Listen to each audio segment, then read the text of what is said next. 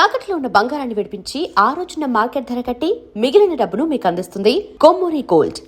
ఎవ్వరికి ఏ క్రెడిట్ లేదు ప్రపంచంలో. అలా ఎలా అంటారు సార్? అదే అది వచ్చింది అలా వచ్చేది ఒక డివైన్ వచ్చింది. You are destined, you are got to do this, you got to do చేసాం, అయిపోయింది కథ. నాకు అనిపిస్తుంది సార్, మీరు తీసిన సినిమాలన్నిట్లో ఎక్కువ డీప్ ప్రేమాయణాలు ఉండవు. ఎందుకు ఉంటాయి అంటే ఉండవని కాదు, కానీ దారుణంగా అదంతా ఫ్యామిలీలో అయిపోయింది. అంతేనా? మీ డీప్ ప్రేమ ఎగ్జాస్ట్ అయిపోయింది. సో సినిమాకి వచ్చేటప్పటికి అదంతా ఆర్టిఫిషియల్ ఏదైతే తర్వాత పెద్ద అంత డీప్గా నాకు ఆ లవ్ అనేటటువంటిది అంత దాని మీద నమ్మకం అది ఉందని నాకు అనుకోరా సార్? అనుకోను. సెక్స్ పార్ట్ అది అంతా ఉన్నా దట్ ఈస్ నాట్ లవ్. కానీ చెప్తారు లవ్ స్టోరీస్ అని, Laila Majnu, Romeo and Juliet. I don't think. మీకు కామెడీ అనిపిస్తాయి అవన్నీ? నవ్వు వస్తాయా అవన్నీ వింటే? నవ్వు వస్తాయి కాదు, రియాలిటీ కాదు ఇది. దేని మీద అది ఒక మంచి small feeling of reality, even a fantasy, ఫోక్లోరే. అది వచ్చినప్పుడు రియాలిటీ ఉంటుంది.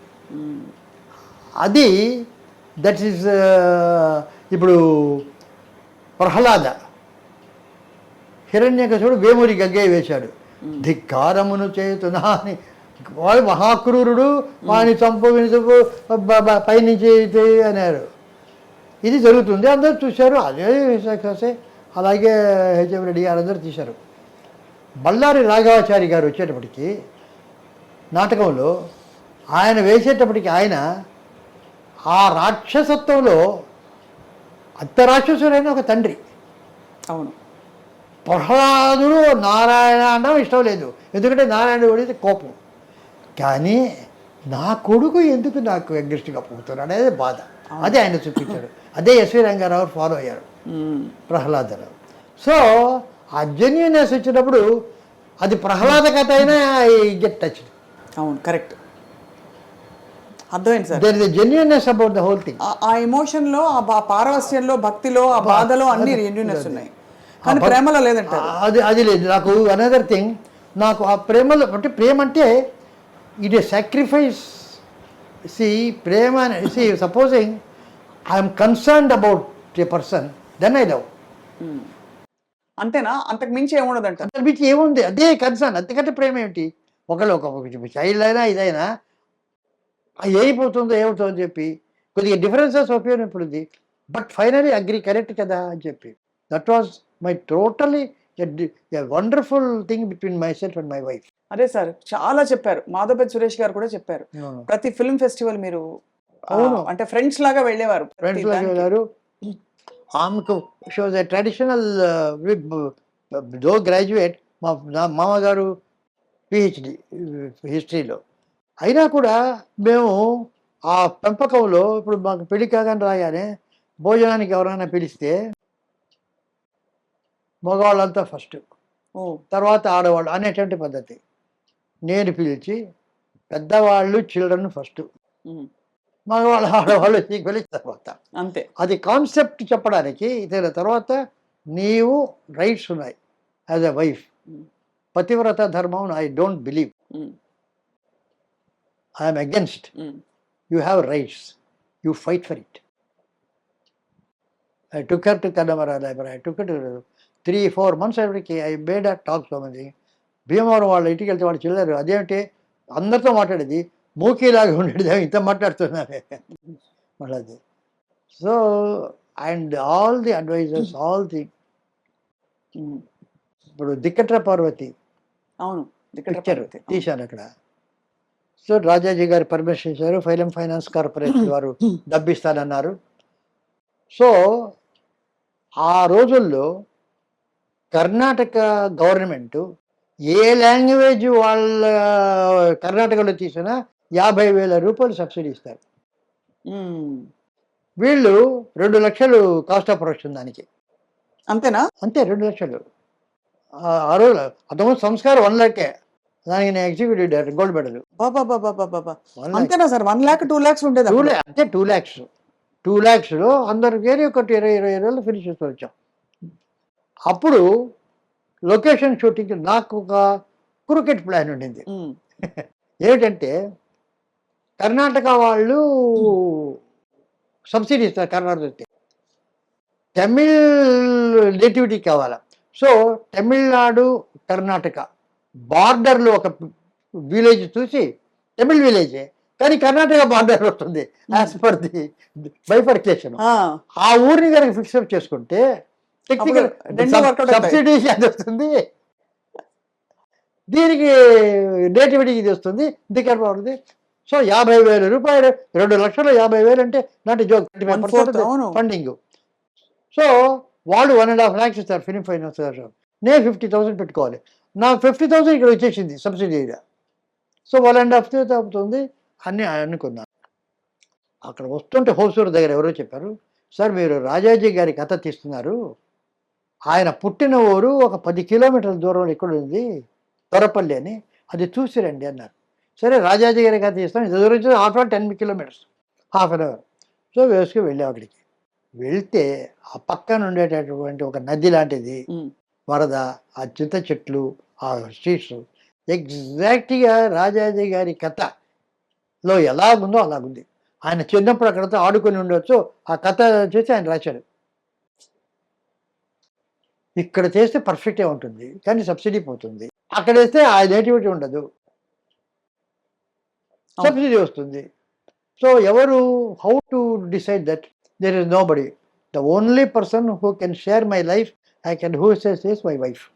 నా ప్లస్ అండ్ మైనస్ షేర్ చేసేమే ఓకే పిలిచి అడిగా, ఇది సంగతి, అక్కడికి వెళ్తే డబ్బు వస్తుంది, ఇక్కడ వెళ్తే నేటివ్ వస్తుంది అంటే, అది వస్తుంది పోతుంది మనకు తెలుసండి, ఇది చిరస్థాయిగా నిలుస్తుంది ఈ పేరు కాబట్టి ఇదే. అదే అది కానీ అది పోతే పోయింది, తిరుపతిలో చేశారు పేరు ఉంటుంది, మిగతా ఐ డిసైడెడ్. అందుకని అంత ఘనమైన సత్కారం జరిగింది ఆ సినిమాకి పార్వతి. సో అది పెద్ద నేషనల్ అవార్డు. తర్వాత మొత్తం గవర్నమెంట్ ఆఫ్ ఇండియా వాళ్ళు 500 ఫిలిమ్స్ ఫ్రమ్ ది బిగినింగ్, ఆలమారా దగ్గర నుంచి 500 ఫిలిమ్స్ని డిజిటైజ్ చేశారు ఆఫ్ అన్ని లాంగ్వేజెస్ హోల్ ఇండియాలో. అందులో దిక్కట్ర పార్వతి ఒకటి. ఆ దిక్కట్ర పార్వతి ఎట్లా ఉండిందంటే, దాని ల్యాబ్ విజయ ల్యాబ్లో ఎక్కడో పెడితే నెగిటివ్ లేదు, ప్రింట్ లేదు, 16 మీటర్ ప్రింట్ లేదు, ఏమీ లేదు. ఫార్చునేట్లీ పూనా ఆర్కైవ్స్లో ఒకే ఒక ప్రింట్ ఉంది, అది వాళ్ళు ఫెస్టివల్స్కి పంపించేవాళ్ళు, ఫిలిం ఫెస్టివల్స్కు. వాళ్ళకి మా దగ్గర మంచి ప్రింట్ ఉంది అన్నారు. అక్కడ తీసి వాళ్ళు డిజిటైజ్ చేసి, సార్ నాకు ఒక కాపీ పాపం ఇంత చేసి నాకు ఒక డిజిటల్ దగ్గర డిజిటల్ కాపీ ఉంది. So that is part of history. National award, international award అంతే కదా సార్. అంత కలిసి ఉన్నారు కదా మీరు అమ్మగారు. అవును. మరి న్యాచురల్లీ మీకు మనసు ఇప్పుడు పీకుతుంది కదా, బాగా మిస్ అవుతారు కదా? లేదు లేదా? లేదు లేదు, ఎందుకంటే we had a wonderful life. ఒక 84, 85 she was. Last 1 year, 2 years she was not doing that well. So అప్పుడు ఏమైందంటే, ఒక మీటింగ్లో హైదరాబాద్లో ఏదో సన్మానం జరిగినప్పుడు అది షీ వాజ్ ఆల్సో టాకింగ్. ఆమెకు ఒక కోరిక కోరింది, ఏమిటంటే నాకు అన్నీ అదే మాట్లాడుతూ ఒకే ఒక కోరిక, ఆయన కంటే ఒక అడుగు ముందుకు వెళ్ళిపోవాలని. She asked. తర్వాత నన్ను అడిగారు, మీ కోరిక ఏమిటి? ఆమె కోరిక నా కోరిక కూడా అన్నా. బికాస్ ఆమె లేకుండా ఐ కెన్ నాకు స్క్రిప్ట్ అని అది అని ఇవన్నీ చాలా నాకు అప్లికేషన్స్ ఉన్నాయి, ప్యాషన్స్. నేను లేకుండా ఒక క్షణం ఉండలేరు. సో ఆ వెళ్ళిపోయిన తర్వాత ఆ ఒక్కరోజు నాకేమనిపించలేదు, అక్కడే తిరుగుతున్నట్టుండింది. చూస్తే బాడీ ఉంది, క్రిమేషన్ చెల్లాం, అంతా చేసాం, ఏమి రాలే. 2-3 రోజులు అయిన తర్వాత నాకు తెలిసింది షీఈస్ నాట్ దేర్ అని. అక్కడ ఉన్నట్టు నాకు ఇన్ని ఏళ్ళు అయిన తర్వాత దట్ డెత్ సెపరేషను అది ఉంటుంది ఉన్నది బాగా.